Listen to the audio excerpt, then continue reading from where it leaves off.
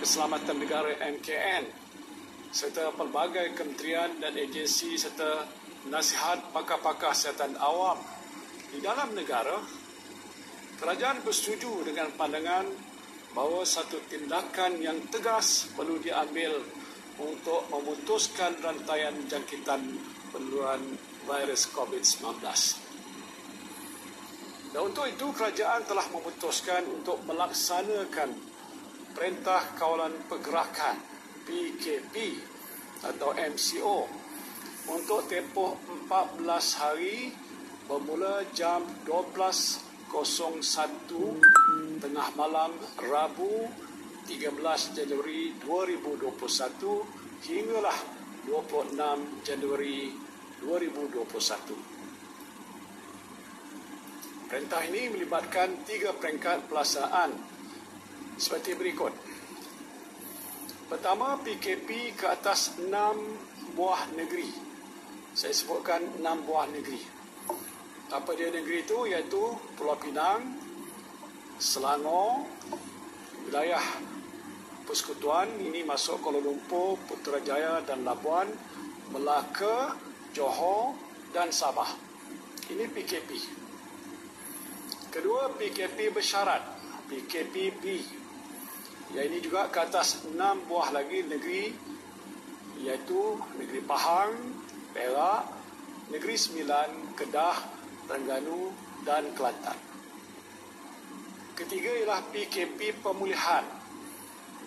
Macam mana yang pernah kita buat dahulu, PKPP. Ini akan dilaksanakan untuk negeri Perlis dan Sarawak dan akan diteruskan sepanjang tempoh ini. Negeri-negeri yang dikenakan PKP yang saya sebutkan tadi adalah negeri yang berisiko tinggi. Yang ini hasil penilaian risiko oleh KKM dan tahap keupayaan perkhidmatan kesehatannya telah hampir mencapai kapasiti maksimum. KKM akan membuat penilaian risiko secara berterusan bagi memutuskan sama ada pelaksanaan PKP ini akan ditamatkan atau diteruskan sebelum tempoh 2 minggu berkenaan ini tamat. Saudara dan saudari sekalian, bagi mengurangkan risiko jangkitan dan memutuskan rantaian COVID-19 ini, aktiviti sosial, saya sebut lagi aktiviti sosial yang melibatkan perkumpulan ramai seperti kenduri kahwin, persidangan, perayaan keagamaan termasuk Thaipusam, Tahun Baru Cina, mesyuarat, seminar, kursus dan sukan berkumpulan adalah tidak dibenarkan sama sekali. Saya sebut sekali lagi, tidak dibenarkan sama sekali.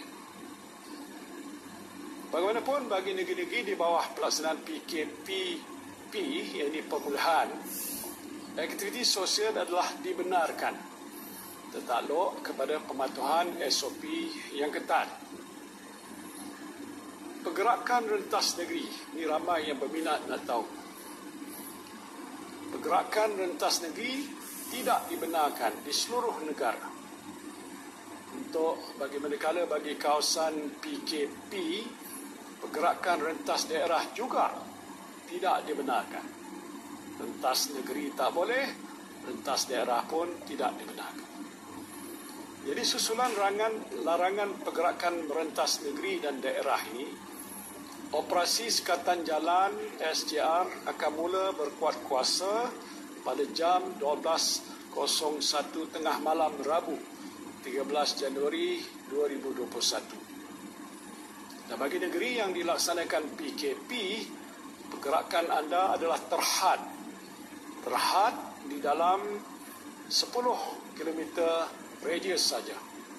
Bagi tujuan membeli barangan keperluan dari pasar raya atau kedai runcit yang berdekatan, hanya dua orang anggota isi rumah yang dibenarkan untuk keluar dan berada dalam kenderaan yang sama. Mana-mana individu yang melanggar larangan ini boleh dikenakan kompaun maksimum RM1,000. Bagi sektor ekonomi pula, ini penting. Kerajaan telah mengenal pasti 5 sektor yang dibenarkan beroperasi yang dikategorikan sebagai sektor ekonomi perlu ataupun essential economic sector. Apa dia sektor-sektor itu? Iaitu penghilangan dan pembuatan, pembinaan, perkhidmatan, perdagangan dan pengedaran serta peladangan dan komoditi. Sektor-sektor ini dibenar beroperasi kerana peranannya menyokong kerja-kerja membekal keperluan asas seperti makanan, minuman, barang keperluan rumah serta penjagaan diri, kelengkapan PPE, peranti perubatan dan ubatan pada petugas kesihatan, aktiviti perdagangan antarabangsa, memastikan rantaian bekalan tidak terputus dan menyokong infrastruktur kritikal dan juga kerja-kerja kecemasan. Bagaimanapun, hanya 30% pekerja dalam kumpulan pengurusan yang dibenarkan berada di pejabat, manakala bagi pekerja dalam kumpulan sokongan, jumlah pekerja yang diperlukan pada satu-satu masa akan ditentukan oleh majikan masing-masing. Ingin saya ingatkan, jumlah pekerja yang ditentukan mestilah mengambil kira pematuhan ketat SOP yang ditetapkan. Jangan sampai tiada penjarakan fizikal langsung sewaktu berada di tempat kerja. Mana-mana majikan yang melanggar SOP dan menyebabkan berlakunya penularan jangkitan COVID-19 di tempat kerja, tindakan tegas akan diambil berdasarkan undang-undang termasuk menutup premis berkenaan. Kementerian Perdagangan Antarabangsa dan Industri ataupun MITI akan nanti memperincikan jenis-jenis perkhidmatan yang disenaraikan sebagai essential economic sector ini. MITI dan juga Kementerian Kerja Raya juga akan memperincikan butiran kerja-kerja pembinaan yang dibenarkan beroperasi. Bagi sektor atau perkhidmatan yang tidak disenaraikan sebagai essential services, arahan bekerja daripada rumah atau work from home akan dikuatkuasakan. Semua majikan mesti mematuhi arahan ini untuk mengurangkan pergerakan di dalam komuniti, utamanya di kawasan yang berkepadatan tinggi. Hanya dengan langkah ini kita dapat mengurangkan risiko jangkitan COVID-19 di tempat kerja. Sepanjang pelaksanaan PKP, kedai makan dan gerai penjaja dibenarkan beroperasi hanya untuk perkhidmatan take away. Jadi tak boleh makan dalam kedai ataupun warung. Manakala bagi kawasan PKPB dan PKPP, kedua-duanya dibenarkan beroperasi seperti biasa mengikut SOP yang telah ditetapkan. Perkhidmatan pengantaran makanan, yang ini dibenarkan beroperasi. Pasar raya, perkhidmatan kesihatan termasuk klinik, hospital dan farmasi serta bank dibenarkan beroperasi di kawasan PKP pada tahap berjaga-jaga. Patuhi SOP ketika berada di tempat-tempat ini seperti memakai pelitup muka dengan betul, jaga penjarakan fizikal dan kerap gunakan hand sanitizer. Sekiranya tidak ada keperluan segera ataupun mendesak, tidak perlulah keluar rumah. Macam mana yang saya biasa sebutkan dulu, just stay at home. Kementerian Perdagangan Dalam Negeri dan Hal Ehwal Pengguna KPDN HEP telah memberikan jaminan bahawa bekalan di semua sektor peruncitan adalah mencukupi. Tak payah berbot-bot ataupun simpan barang lebih daripada yang diperlukan. Pemantauan terhadap barangan keperluan pengguna seperti gula, minyak masak, tepung gandum, beras, roti putih, susu tepung, ayam, sayur-sayuran, telur, bawang, hand sanitizer, pelitup muka akan dilakukan setiap hari.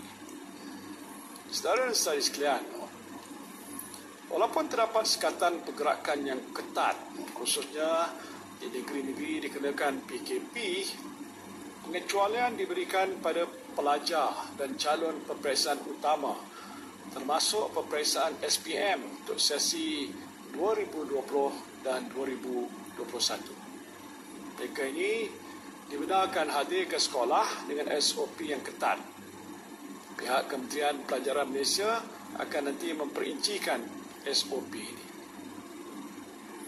Bagi aktiviti keagamaan, hanya ahli jawatankuasa masjid atau rumah ibadat dibenarkan hadir. Inilah di negeri yang dilaksanakan PKP dengan jumlah maksimumnya 5 orang. Dan bagi negeri yang dikenakan PKPP dan PKPB, aktiviti keagamaan masih dibenarkan dengan bilangan kehadiran minimum yang ditetapkan di dalam SOP. Pihak berkuasa agama negeri disaran untuk memberikan penetapan yang bersesuaian dalam nak menetapkan jumlah kehadiran yang dibenarkan. Saya juga sedar bahawa pengasingan diri untuk satu tempoh yang lama ini boleh memberikan tekanan ataupun stres terhadap kesihatan mental. Justru bagi memastikan kesihatan minda dan fizikal yang berterusan, anda dibenarkan untuk meninggalkan rumah untuk beriadah dengan anggota isi rumah sahaja. Pastikan jarak anda dari orang lain adalah 2 meter sekurang-kurangnya setiap masa. Kalau hendak berjoging, jangan lebih daripada 2 orang. Dan kalau berbasikal, janganlah secara berkumpulan. Cukuplah seorang saja. Saudara dan saudari yang saya hormati, tempoh 2 minggu yang akan datang ini amatlah penting untuk bukan saja diri kita tetapi juga seluruh negara. Semua kebebasan yang kita korbankan ini terputus hubungan dengan rakan-rakan, berada dalam isolasi di rumah dan kesukaran untuk melakukan aktiviti sosial di luar akan mampu menyelamatkan nyawa kita semua. Virus ini sekarang ini telah pun berada di dalam komuniti dan virus ini sekarang ini hidup bersama kita.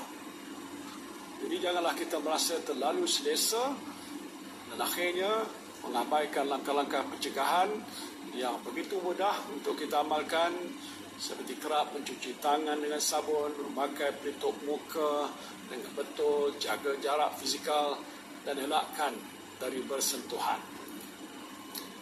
Saya ingin mengajak pemimpin-pemimpin masyarakat ataupun community leaders untuk menjaga dan melindungi komuniti masing-masing daripada menjadi tempat penurunan jangkitan COVID-19. Anda semua adalah frontliners di dalam komuniti anda dalam perjuangan kita melawan virus ini. Jalinkan kerjasama dengan pejabat kesihatan daerah, klinik-klinik kesihatan komuniti dan juga majlis daerah untuk mendidik warga komuniti anda supaya mereka juga tahu bagaimana cara terbaik untuk mencegah jangkitan COVID-19 ini. Sebagai bukti komitmen kerajaan untuk memperkasakan komuniti, satu jawatankuasa peringkat tinggi yang dipengerusikan oleh Ketua Setiausaha Negara bersama dengan Menteri Tugas-Tugas Khas telah pun dibentuk untuk memastikan pelaksanaan langkah pemerkasaan komuniti dengan lebih berkesan. Anggaplah bahawa virus tersebut berada di dalam diri kita agar kita sentiasa berwaspada dan tidak leka dalam mematuhi SOP yang ditetapkan. Kita bergelak ketawa di luar bersama rakan dan keluarga, tetapi kita sering lupa segala SOP dan petugas-petugas kesihatan kita yang bertugas lumus mengorbankan masa bersama keluarga dan mengeluh bersendirian untuk mengawal penularan jangkitan COVID-19 ini. Saudara dan saudari sekalian, saya juga ingin mengambil kesempatan untuk mengumumkan bahawa kajian klinikal fasa 3 vaksin COVID-19 akan bermula pada 21 Januari 2021 di 9 buah hospital Kementerian Kesihatan Malaysia di bawah kelolaan Pusat Kajian Klinikal Clinical Research Center CRC masing-masing. Kajian klinikal yang pertama dilakukan di Malaysia ini dijangka akan melibatkan seramai 3,000 sukarelawan dan Malaysia bakal menjadi negara pertama di luar negara China untuk kajian calon vaksin inactivated COVID-19 vaksin buatan Institute of Medical Biology, Chinese Academy of Medical Sciences China, APSCAM ini. Kesemua keperluan regulatory, termasuk kelulusan etika daripada Medical Review and Ethics Committee, MREC, dan akhir sekali Clinical Trial Import License, CTIL, daripada NPRA telah diperolehi pada 8 Januari 2021. Selain itu, bahagian regulatory farmasi negara, NPRA, Kementerian Kesihatan Malaysia, juga telah meneruskan pendaftaran vaksin COVID-19 yang dihasilkan syarikat farmaseutical Pfizer. Justru Malaysia dijangka akan menerima bekalan vaksin Pfizer ini untuk fasa pertama pada hujung Februari ini, insyaAllah, sebagai persediaan awal bagi memastikan pengagihan vaksin COVID-19 kepada rakyat negara ini berjalan lancar. Bekalan diperolehi, KKM telah pun membangunkan plan program imunisasi COVID-19 kebangsaan. Dan bagi mencapai imuniti kelompok, sebanyak 60 hingga 70% ataupun 20 hingga 23 juta penduduk Malaysia perlu diberikan vaksin COVID-19. Buat masa ini, kerajaan telah pun menandatangani perjanjian awal dengan fasiliti COVAX, syarikat Pfizer dan AstraZeneca bagi perolehan vaksin COVID-19 untuk mendapatkan jaminan bekalan vaksin sebanyak 40% liputan populasi. Kerajaan juga sedang dalam proses rundingan akhir dengan Sinovac, CanSino dan Gamaleya bagi mendapatkan jaminan bekalan vaksin bertambah melebihi 80% jumlah populasi negara atau 26.5 juta. Kerajaan juga akan pastikan hanya vaksin yang memenuhi ciri-ciri keselamatan, kualiti dan berkesan yang akan didaftarkan dan digunakan di Malaysia. Proses penilaian ini dibuat oleh Jawatankuasa Penilaian Produk Bahagian Regulatory Farmasi Negara, NPRA, untuk kelulusan dan pihak berkuasa kawalan dadah bagi tujuan pendaftaran sebelum vaksin COVID-19 tersebut boleh digunakan di Malaysia. Saudara-saudari yang saya kasih sekalian, saya ingin mengingatkan seluruh rakyat, termasuk diri saya sendiri, untuk terus mematuhi semua SOP yang telah ditetapkan. Ya, betul. Kita akan menerima bekalan vaksin tidak lama lagi. Tetapi ini bukan satu-satunya langkah pencegahan dan pastinya bukan untuk penyembuhan. Pencegahan yang paling utama adalah dengan diri kita sendiri.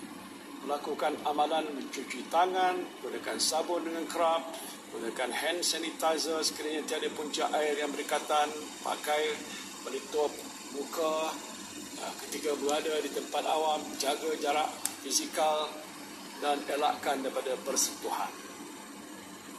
Bersama kita berpeluang untuk membendung dan memutuskan rantaian penularan jangkitan COVID-19 daripada menjadi lebih teruk. Saya sangat berharap agar segala nasihat dan peringatan yang saya sampaikan hari ini akan dipatuhi sepenuhnya oleh setiap lapisan masyarakat. Saya beri jaminan bahawa kerajaan akan lakukan yang terbaik untuk memberikan perlindungan kepada seluruh rakyat. Dan saya juga memohon kepada anda semua untuk lakukan yang terbaik untuk melindungi diri masing-masing, untuk melindungi komuniti dan masyarakat. Dan hanya dengan bersatu melawan virus ini, kita boleh menang, insyaAllah. Terima kasih saya ucapkan. Sekian, wabillahi taufiq wal hidayah. Assalamualaikum warahmatullahi wabarakatuh.